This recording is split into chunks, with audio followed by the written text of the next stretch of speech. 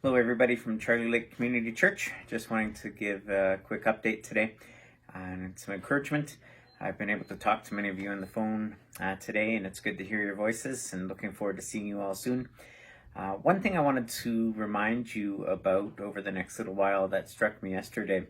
We actually were in Costco getting some prescriptions and stuff as we prepare to bring the boys home from college.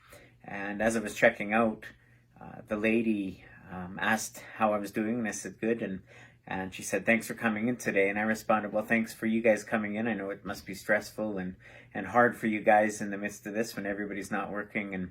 And both of the ladies at the till actually stopped, looked up, and said, nobody has thanked us today. Thank you so much for doing that.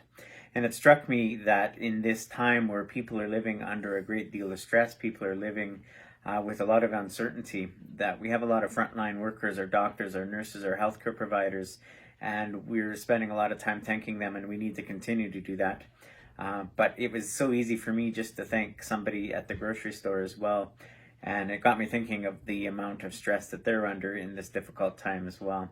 And so it made my day to hear them thank me for thanking them. And I would encourage you to take this opportunity when you're out and about with those that are helping you and checking you through your items, and how easy it is just to thank them for being there and recognizing that they are putting themselves at a certain amount of higher risk than many of us who get to stay home. I want to just read as an encouragement from Hebrews chapter 13 today. And verse 5, it starts with don't love money, but it's the second part of this verse. It says, be satisfied with what you have, for God has said, I will never fail you. I will never abandon you. And verse 6 goes on to say, so we can say with confidence, the Lord is my helper, so I will have no fear. What can your people do to me? In the uncertainty of our world today, what a wonderful reminder that God is still in control.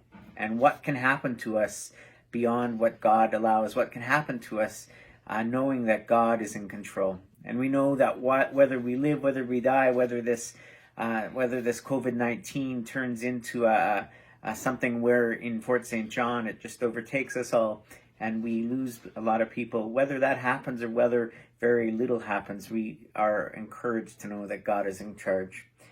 Further on, it also says in verse 16, and don't forget to do good and to share with those in need. These are the sacrifices that please God. So what can you do today as you are at home? What can you do today, maybe when you're at the grocery store, to let somebody know that you love them, that you care for them, and that God is in control? So these are weird days, uncharted days, but how are you able to share God's love in the midst of these times? And so I just wanted to leave that as an encouragement with you all today. I enjoyed getting to talk with some of you today. I'm trying to touch base with a few people every day, and if you'd love a call, just let us know. Give me a text, give Sandra a text. We'd love to connect with you as much as possible as well. God's blessings on each of you, and as we continue to go through this together, I just want to read the end verses of Hebrews 13 as we end. It says, may he equip you with all you need for doing his will. May he produce in you, through the power of Jesus Christ, every good thing that is pleasing to him.